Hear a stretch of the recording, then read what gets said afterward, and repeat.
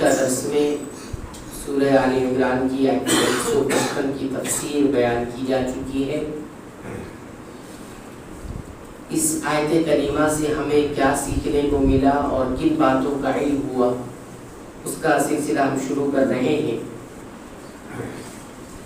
پہلی بات یا پہلا علم جو اس آیت کریمہ سے ہمیں معلوم ہوا ہے وہ یہ کہ اس آیت کے اندر صحابہ کرام کی طرف سے جو شکست انہیں حاصل ہوئی، انہیں ملی، اس شکست کا سبب کیا تھا وہ بیان ہوا ہے اس آیت میں۔ اور وہ کیا بیان ہوا ہے وہ یہ کہ شیطان نے انہیں بہلا دیا یا پھسلا دیا۔ شیطان کے بہکاوے میں وہ آ کر جو ہے شکست کھا گئے، اور یہ جو شیطان کا بہکانا تھا یا شیطان کا پھسلانا تھا، اس کا بھی سبب بیان کیا گیا ہے۔ ایک سبب تو شکست کا وہ ہے، اور ایک سبب جس وجہ سے شیطان بہکایا اس کا سبب کیا تھا، وہ دو چیز اس کے اندر ہے۔ تو شکست کا سبب شیطان کا پھسلانا ہوا، بہلانا ہوا، اور شیطان کیوں پھسلایا، کیوں بہکایا، اس کا سبب بتایا گیا وہ ہے گناہ۔ گناہ بھی کیا ہوتا ہے، شیطان کو موقع دیتا ہے انسان کو گمراہ کرنے کا اور بہکانے کا۔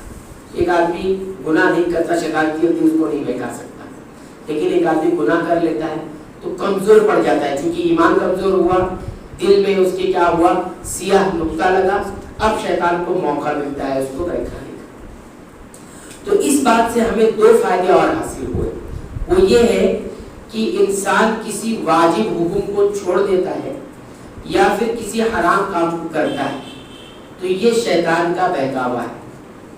جب بھی آپ دیکھیں کہ کوئی واجب چیز مجھ سے چھوٹ گئی یا کوئی حرام کام میں نے کر لیا تو اس کا مطلب ہے کہ شیطان کے بہکاوے میں آپ آ چکے ہیں، کیونکہ شیطان ہی اصل میں بہکاوے کا یعنی غلط کام کا، گناہوں کا حکم دیتا ہے۔ دوسری بات یہ ہے معلوم ہوئی اسی میں، وہ یہ ہے کہ کبھی کبھی انسان کو سزا دی جاتی ہے کسی گناہ کی دوسرے گناہ کرنے کی۔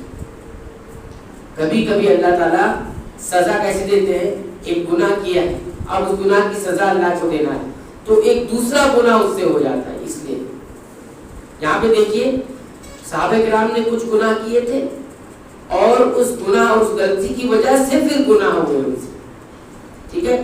تو یہ یاد رکھنا چاہیے انسان کو، اللہ تعالیٰ ایک گناہ کی سزا دوسری گناہ کی شکل میں بھی دیتے ہیں۔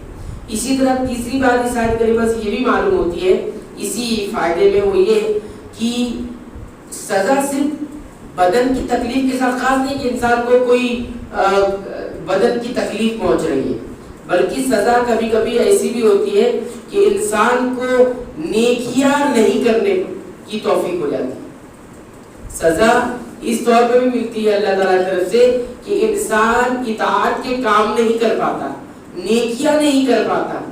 حسن بصری رحمۃ اللہ علیہ کہا کرتے تھے کہ انسان قیام اللیل یعنی رات کی جو نماز ہوتی ہے، نفل دو چار نفل اگر انسان اہتمام کرتا ہے اس سے بھی کبھی کبھی کم محروم ہوتا ہے گناہ کرنے کی وجہ سے۔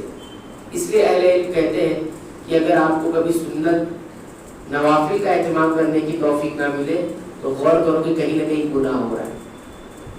بہت سارے گناہوں کی وجہ سے ہم نیکیاں نہیں کر پاتے۔ انسان سوچ رہا ہے نماز میں نہیں پڑھ پا رہا ہوں، فرض تک نہیں ادا کر پا رہا ہوں، سنتیں میری بسا اوقات چھوٹ رہی ہے، نوافل چھوٹ رہی ہے، تو اس کی وجہ کیا ہے؟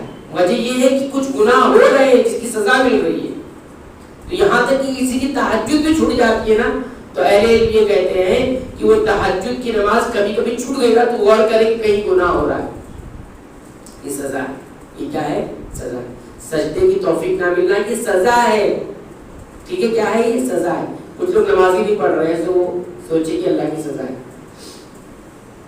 اس کے بعد آپ دیکھیں گے دوسری بات اس آیت کریمہ سے یہ معلوم ہوتی ہے کہ جنگ سے جب دو گروہ آپس میں سامنے سامنے ہو جائیں، جنگ کے موقع پر ایک مسلمان کا گروہ ایک کافر کا گروہ، پھر ایسے موقع پر کوئی جنگ سے بھاگے یہ حرام ہے۔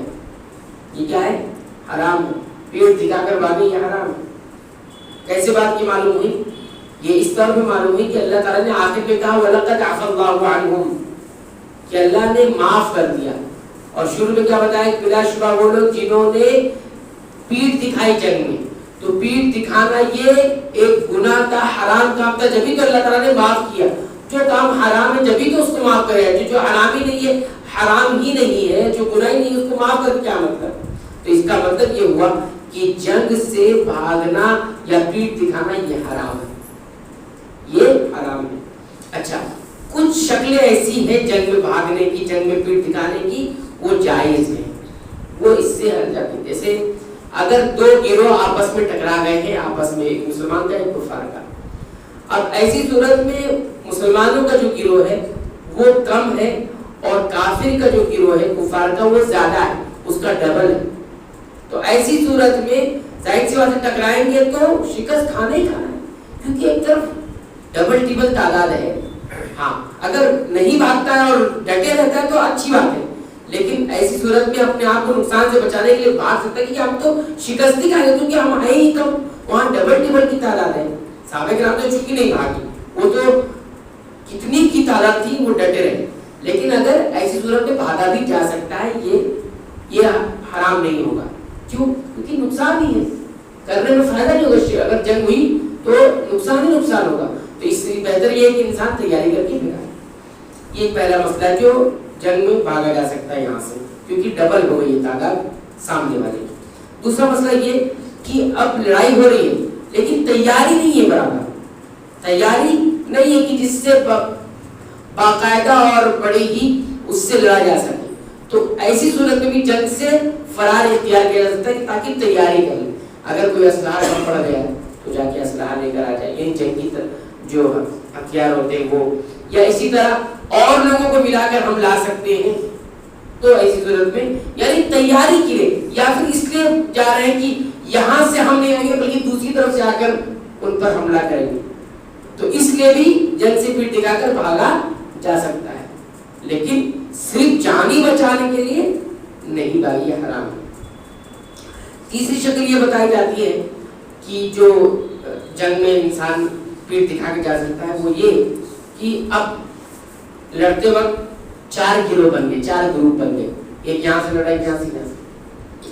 اب یہ گروپ والا دیکھتا ہے کہ لڑتے لڑتے وہ گروپ والا کمزور پڑ گیا ہے. کیا پڑ گیا ہے؟ کمزور پڑ گیا. تو اب یہ پیٹھ دکھا کے بعد کے اس گروپ میں شامل ہو جائے. کیوں؟ تاکہ وہ کمزور پڑ گیا, اس کو سپورٹ مل جائے. اس لیے پیٹھ دکھا کے اس گروپ سے بھاگ کے اس گروپ پہ جا سکتا ہے, لیکن ایک دم سے بھاگ کے نہیں جا سکتا. تو یہ چیز ہوتی. تیسری بات اس آیت کریمہ سے یہ معلوم ہوتی ہے کہ اللہ تعالیٰ نے شیطان کو اتنی طاقت دے رکھی ہے کہ وہ بندے پر اثر کرتا ہے. ٹھیک ہے, شیطان کو ماننا پڑے گا, اور شیطان نے جو اثر اللہ نے اس کو دے گا وہ بھی ماننا پڑے گا. جیسے کچھ لوگ شیطان کو نہیں مانتے, بولتے شیطان کوئی چیز نہیں, انسان خود کرتا ہے اور شیطان کا نام لگاتا ہے. بات سے یہ کرتا ہے انسان ہی ہے, لیکن بہکاتا کون ہے؟ کس کے بہکاوے؟ شیطان کا. شیطان کو اللہ نے پیدا کیا ہے اور اس کے بہکاوے کا اثر بھی ہے. وہ نیک عمل میں بھی انسان کو بہکاتا ہے, یہاں تک کہ جہاد جیسے عمل بھی بہکاتا ہے. جیسے صحابہ کرام کو بہکا دیا, جہاد جیسا عمل کتنا بڑا عمل, اس میں بھی بہکا دیا. ٹھیک ہے, اب لیکن انسان کو بچنا تو ہے نا اس سے, تو بچے گا کیسے؟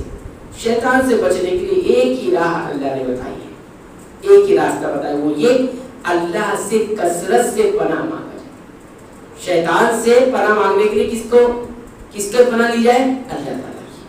اللہ تعالیٰ نے فرمایا وَإِمَّا يَنزَغَنَّكَ مِنَ الشَّيْطَانِ نَزْغٌ فَاسْتَعِذْ بِاللَّهِ. جب شیطان تمہیں بہکائے یا تمہیں وسوسے ڈالے, فَاسْتَعِذْ بِاللَّهِ, تو اللہ سے پناہ طلب کرو, یعنی اعوذ باللہ من الشیطان الرجیم. یہ آپ کہا کرو, پڑھا کرو. جب بھی انسان کے من میں آئے کہ یہ گناہ کرنا چاہیے, جب بھی انسان کے من میں آئے کہ یہ نیک کام نہیں کرنا چاہیے, تو یہ شیطان آپ وسوسے ڈال رہا ہے, تو فوراً اللہ کا ذکر شروع کر. اللہ کے ذکر سے کیا ہوتا ہے؟ شیطان بھاگنا شروع کر دیتا ہے, وسوسے نہیں ڈال سکتا. آدمی خود ہی سوچو کہ نہیں میں خود ہی شیطان سے لڑ لوں گا, ایسا نہیں ہونے والا. ایسا کیونکہ اللہ نے وہ راستہ بتایا ہی نہیں ہے. شیطان سے بذات خود انسان نہیں لڑ سکتا, اور بذات خود جو ہے انسان اس کو مات نہیں دے سکتا جب تک کہ وہ اللہ کے ذکر کو شامل نہ کرے, اور جب تک کہ وہ اللہ کی پناہ طلب نہ کرے, اللہ کی پناہ طلب نہ کرے.